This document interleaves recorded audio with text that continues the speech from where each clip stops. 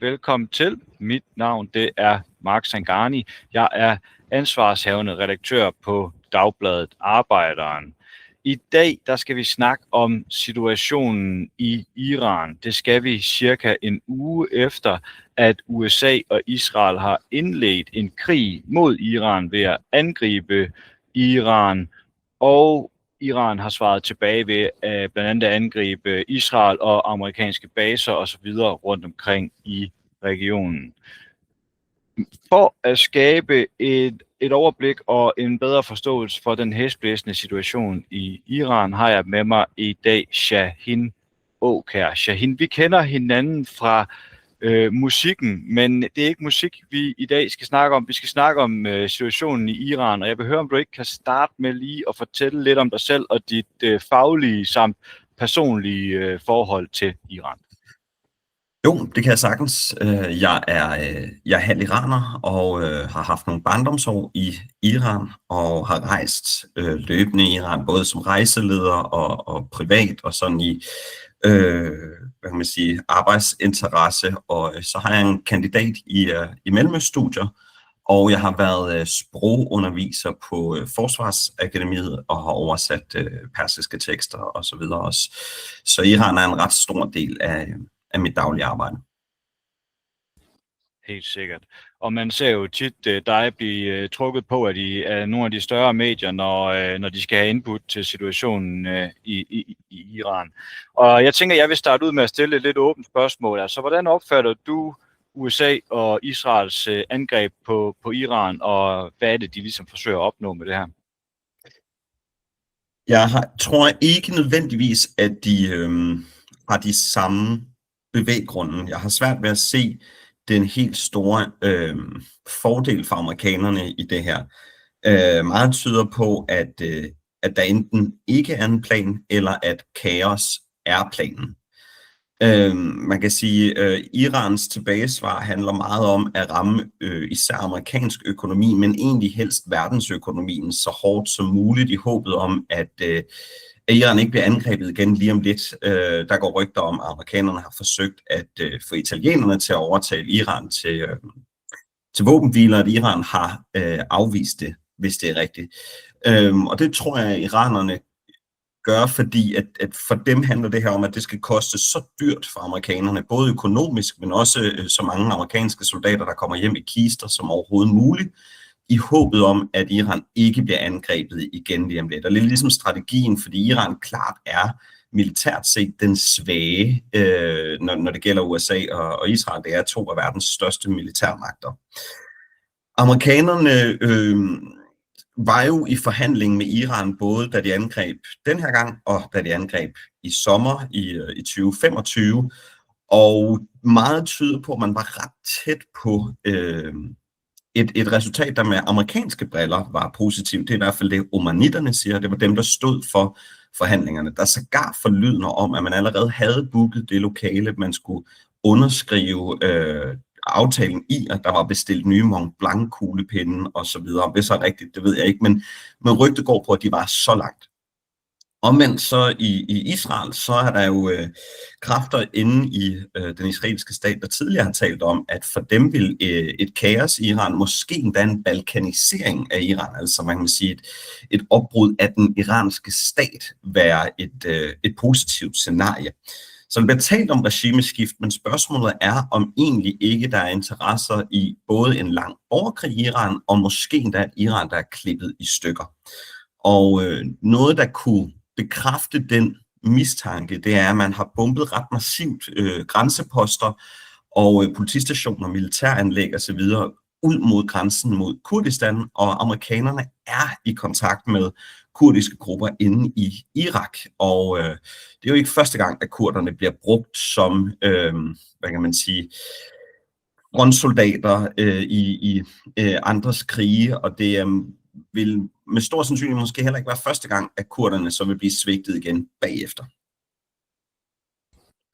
Ja, helt sikkert. Det lyder jo til, at der er rigtig mange aktører, der potentielt er involveret i det her. Og man kan sige, nogle af dem, der er hårdest ramt, det er jo iranerne selv.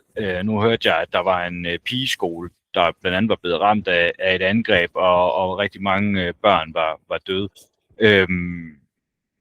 Mener du, at man kan retfærdiggøre de her angreb på Iran ved for eksempel at sige, at Iran er styret af et forfærdeligt diktatur? Nej, det mener jeg ikke. Man kan sige, for det første, så er det jo en ulovlig krig, men lovene virker ikke til at gælde, og det virker som om, det er meget længe siden, de gjorde det.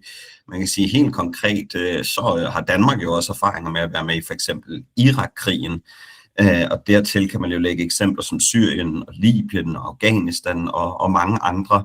Så for det første, så virker det her ikke. Jeg tror, med meget god vilje kan man måske pege på Kosovo, men Kosovo bombede man ikke bare og tog væk igen, og det er jo det, amerikanerne siger, de har tænkt sig at gøre her. For det andet, så tror jeg ikke, at jeg har svært ved at forstå argumentet i, at det er, amerikanerne, Donald Trump alene har været med til at bombe 7 lande, og er sovset godt ind i hele det her moras, verden står i lige nu, og israelerne er jo anklaget for folkemord af FN, og Netanyahu har i hvert fald 70.000 palæstinensers blod på hænderne, og har bombet i Libanon, og taget en stor del af Syrien, og angrebet en lang række andre lande. Og så hvem er det egentlig, der har givet dem merit til at beslutte iranernes fremtid? Og så er der altså også en vigtig detalje om, at det handlede ikke om iranerne, da Netanyahu og Trump til at starte med var ude at tale om den her krig. Det er først noget, man har puttet på senere. Og der er ikke noget, der gør, i hvert fald i hverken Israel eller USA's hvad kan man sige, senere fortid, der viser mig, at det her på nogen måde handler om herre og fru Iran. Man kan sige, at hvis Vesten virkelig kærede sig om almindelige iranere, så skulle man måske ikke have pålagt dem de sanktioner, som jo også resulterede i de protester, vi så tidligere. Altså, man kan sige, at almindelige iranere lider under virkelig, virkelig mange problemer. Ufrihed er absolut en af dem, og det er ikke, fordi den islamiske republik på nogen måde er et muntert selskab. Det er et styre, der i høj grad undertrykker sin egen befolkning. Men økonomien i Iran, det er hovedansvaret altså på de sanktioner, Iran er underlagt. Det er det mest sanktionerede land i verden, og det er også sanktioner, der for eksempel rammer medicin til børn osv. osv. Så det er også sanktioner, der har kostet menneskeliv, og det er altså sanktioner, der er påført fra Vesten. Dermed ikke sagt, at den islamiske republik så har ført en god økonomisk politik, eller hvad ved jeg, men hovedansvaret for sanktionerne, den ligger på vores side af bordet. Jamen, det er super vigtigt at få sagt. Og i det lys, hvad tænker du så, når du ser både danske politikere, men altså også dele af den iranske diaspora fejre det, at USA og Israel har bombet Iran? Man har jo set demonstrationer både i Danmark og rundt omkring i Europa og andre steder i verden med israelske flag og fotos til de her demonstrationer. Hvad siger det dig? Altså nu har jeg jo en del kontakter inde i Iran, som jeg også har talt med, og jeg skal også indrømme, at jeg har også talt med iranere inde i Iran, som også så det som en mulighed før krigen brød ud, at man ligesom lavede en kort aktion, ala det, der skete i Venezuela. Men langt de fleste, jeg har talt med i Iran, har været hunderæd for en krig, fordi de godt er klar over, at bomber ikke skelner mellem civile og statsansatte. Så langt de fleste, jeg har hørt tale om, at krig vil være positiv, det er altså iranere, der bor uden for Iran, og det er en ret vigtig detalje.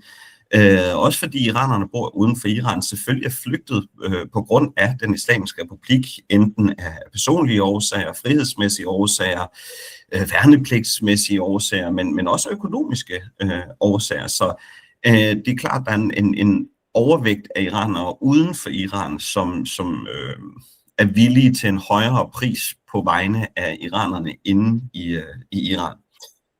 Når et land som Danmark ikke tager afstand fra et dybt ulovligt angreb som det her, så synes jeg, det er dybt problematisk. For det første, så burde vi også have erfaringer fra Irak-krigen, der mindede os om, at det var en skrækkelig idé.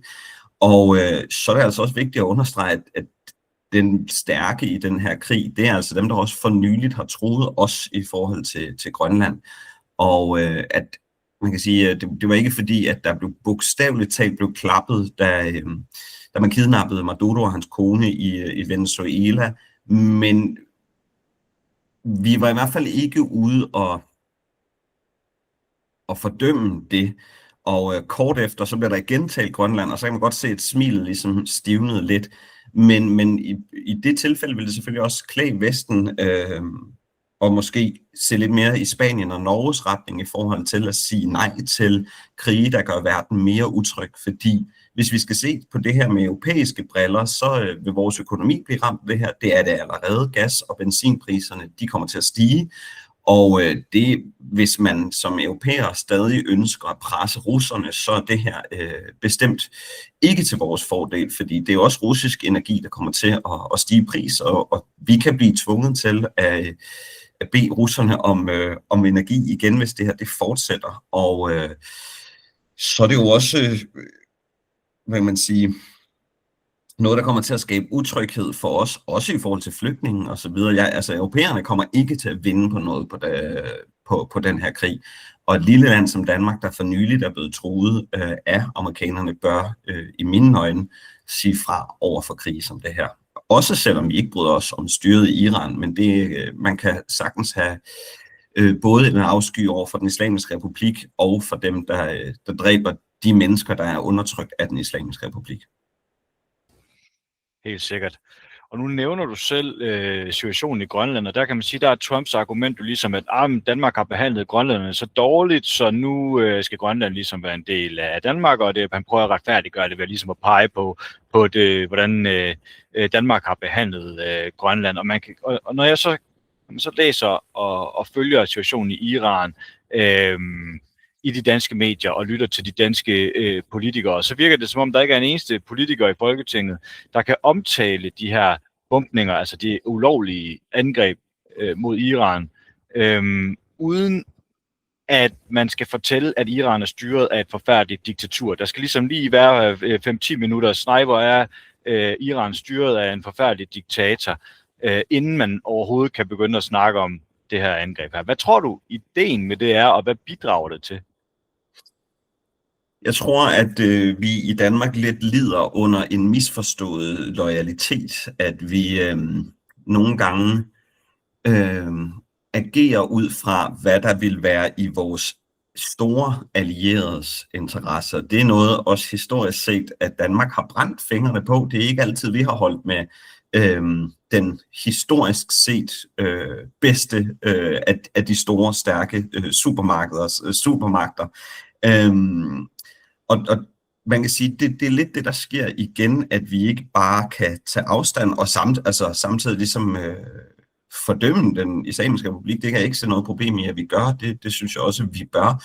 Det er bare ikke det samme som, at det er legitimt at angribe dem man kan sige, især i skyggen af Grønland-tanken. Men jeg tror også, at det er noget, der smitter af på mange andre ting. For eksempel den måde, der bliver talt om Kina på i blandt danske politikere, men også i danske medier. Altså, det er jo ikke i vores interesse ikke at handle med Kina. Det er i amerikanernes interesse. Og dermed ikke sagt, at så ikke er fair at sige alle mulige menneskerettigheder, og hvad ved jeg. Men det er ikke det, vi taler om, når vi taler om amerikanerne, om sauderne, om emiraterne og en lang række andre lande, som vi har nære, gode, fine forhold til. Og der tror jeg, at der er rigtig mange lande lige nu, som måske går mere i retning af en kinesisk model, om man kan handle med alle mulige, uden at blande sig i, hvad deres indrigspolitik handler om. Og det er der meget, der tyder på, er fremtiden for rigtig, rigtig mange lande, men det virker også som om, at Danmark ikke helt har fanget det endnu. Men må ikke lidt spørgsmål om tid, når allerede tyskerne og kanadierne jo ligesom bønfalder kineserne om handelsaftaler, fordi Kina jo fremstår som den stabile i verden lige nu.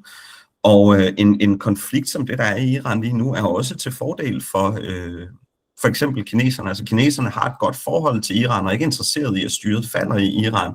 Men at det peger jo også i retning af, at amerikanerne er ude af kontrol, og der bliver også stillet spørgsmålstegn ved, er den her krig til amerikanernes fordel, eller er det faktisk israelerne, der har hævet amerikanerne ind i den her krig? Altså hvem adlyder hvem? Altså der er det her hvad kan man sige, den her fortælling om, jeg tror det er første gang Bill Clinton mødes med Netanyahu, og han bag kulissen har råbt, altså i frustration, who the fuck does he think he is? Who is the superpower here? At Netanyahu og Israel har godt fat om næsen på amerikanerne og trækker dem måske lidt rundt i managen her. Det er i hvert fald et indtryk, mange ude i verden kunne fristes til at have. Og så står Kina lige pludselig som den stabile i en kaotisk verden. Ja, og det er i sandhed en kaotisk verden. Og når vi så kigger på situationen i Iran, så kunne jeg godt tænke mig at høre, altså, hvordan vurderer du, hvor svækket er styret i Iran? Vil det kunne fortsætte under de nuværende forhold? Og er der overhovedet nogen klar i kulissen, hvis regeringen i Iran den skulle falde? Jeg tror, de er markant mindre svækket, end vi gør dem til i vores medier. Man kan sige, at jeg følger meget med på flere forskellige fronter, både nyhedsmæssigt og en lang række telegramkanaler, og også dem, jeg taler med i Iran. Og det er meget svært at finde nogen, der siger noget, der er tæt på sandheden, så det handler om ligesom at stykke sandheden sammen, eller i hvert fald noget, der kunne dufte lidt af sandheden. Og det er klart, at Iran er den svage i den her konflikt, men jeg vil sige, det er også historisk det tilbagesvar, Iran kommer med lige nu. Jeg mindes ikke, at der nogensinde er noget land, der har mødt et amerikansk angreb med så voldsom en reaktion, som det iranerne har gang i lige nu på så kort sigt. Og iranerne siger selv, og det er der også udefra kommende eksperter, der bakker op om, at de missiler, Iran bruger lige nu, det er fra den gamle skuffe. De ligesom har nyere missilkollektioner. Så er der også meget, der tyder på, at de ting, iranerne bruger, er markant billigere og hurtigere at producere, end de ting, som amerikanerne bruger til at skyde dem ned med. Og under 12-dageskrigen i sommer, der blev der talt om, at man muligvis fra vestlig side er ved at løbe tør for de her interception-missiler, man bruger til at skyde iranske missiler ned med, fordi man har givet rigtig mange til Ukraine, og fordi man har givet rigtig mange til Israel. Og dem skal man altså bruge markant flere af nu. Og jeg kan se, at der er kræfter i de arabiske lande ved den persiske golf, som er ret utilfredse ved, at man er begyndt at flytte luftforsvar væk fra Mellemøsten for at rykke det hen til Israel. Og meget tyder på, at man også gør det fra europæisk side. Så iranernes mål lige nu, det er at slå så hårdt som muligt, så mange steder som muligt, i håbet om at ramme selvfølgelig verdensøkonomien, men også at man ligesom løber tør for de her interception missiler. Så iranerne har mange muligheder for at svare tilbage, men selvfølgelig er de den svage i den her. Det er iranerne, der bliver angrebet og så prøver at svare igen, og langt de fleste iranernes tilbagesvar bliver skudt ned. Men her der er der noget, der rammer, og jeg tror, offerviljen i den islamiske republik er markant højere end både Israel, men især også for amerikanerne. Jeg tror, det er et alvorligt problem for Donald Trump, jo flere amerikanere, der kommer hjem i kister, og jo højere benzinpriserne kommer til at blive. Og der tror jeg, at den islamiske republik er villig til at gå meget langt. Ja, det virker i hvert fald sådan, fordi at man kan se, at Iran har svaret igen ved at angribe amerikanske baser og andre amerikanske aktiver rundt omkring i hele regionen. Kan du sige lidt om, hvad den her krig kan få af betydning, ikke kun for Iran, men for Golfen og Mellemøsten i sin helhed? Jeg tror, jeg vil zoome ud og sige til hele verden. Altså, lige nu, jeg tror så sent som i dag, vi optager den 6. marts, der er arabiske golflande, der forlydner fra, at de lande i den persiske golf på den arabiske side er begyndt at overveje, om man skal trække investeringer i USA ud og ligesom, hvad kan man sige, skubbe amerikanerne lidt længere væk fra sig i håbet om, at iranerne så vil slappe af i forhold til deres angreb på de her baser, som jo er blevet brugt i angrebet på Iran. Og amerikanerne står lige pludselig ikke som en synderlig god allieret, når de ikke kan fortsætte med at forsvare de her små arabiske miniput-stater. Og det er stater, der lever af salg af olie og investeringer udefra og turisme. Og de 3 ting bliver ramt rigtig hårdt lige nu, og det kan tage mange, mange år for dem at genopbygge den tillid, som de 3 ting kræver. Iranerne gør også, hvad de kan for at afskære en masse skibe fra Hormuzstrædet. Man har udtalt, at kinesiske skibe er en undtagelse. Det er 20% af al verdens olie, der hver dag kommer igennem Hormuzstrædet. Så kan man jo selv forestille sig, hvor hårdt ramt verdens energipriser kan blive på det her. Og man kan sige, i Rusland, der tror jeg, at Putin sidder lige nu og er bekymret for, at styret i Iran skal rammes hårdt, fordi det er en vigtig partner for russerne. Selvfølgelig ikke vigtigt nok til, at russerne vil komme og redde iranerne ud af det her, og jeg er heller ikke sikker på, at de ville kunne, hvis de ville. Men de energipriser, der vil komme ud af det her, og det Europa, der står og kommer til at mangle energi i det her, det er jo til Putins fordel, og det tror jeg ikke, at europæerne helt har fattet endnu. Men det er jo også gået op for mange af de her miniputstater i den persiske golf, at amerikanernes loyalitet over for Israel er større end den loyalitet, de har over for de her arabiske lande, Bahrain, Kuwait, Emiraterne, Saudi-Arabien og så videre. Altså, der er ret stor utilfredshed blandt styrene om den måde, amerikanerne er håndteret derpå, også fordi de forsøgte at få amerikanerne til ikke at gå ind i den her krig. Alligevel valgte man at lytte til israelerne, og blandt befolkningerne er der ret store protester. Man kan sige, at man talte om, at mål med det her, det var at angribe Iran, og den iranske befolkning så skulle rejse sig i protester. Det er faktisk det, der er tæt på at ske i Bahrain lige nu. Iran har angrebet amerikanske baser i Bahrain. Der er også ramt alle mulige andre steder. Nogle af tingene siger Iran, de ikke står bag, men at der er andre kræfter, der står bag. Iran peger på, Israel har ansvaret for det. Det må man jo tage, som man vil.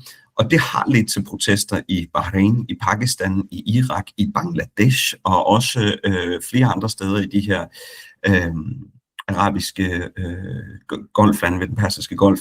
Og i Bahrain er der lige nu forlydender om, at sauderne går ind for at holde befolkningen i altså nede for ikke at protestere yderligere mod styret. Det er altså et mindretalsstyre, der er i Bahrain, med en befolkning, der også er shia-muslimer og også har haft en nær relation til Iran. Så det her, det kan spænde ud af kontrol virkelig mange steder, og så er der altså også bare en stor international muslimsk befolkning, der har, hvad man siger, der får genbekræftet amerikanernes blodtørst i Mellemøsten, især i Ramadan måned.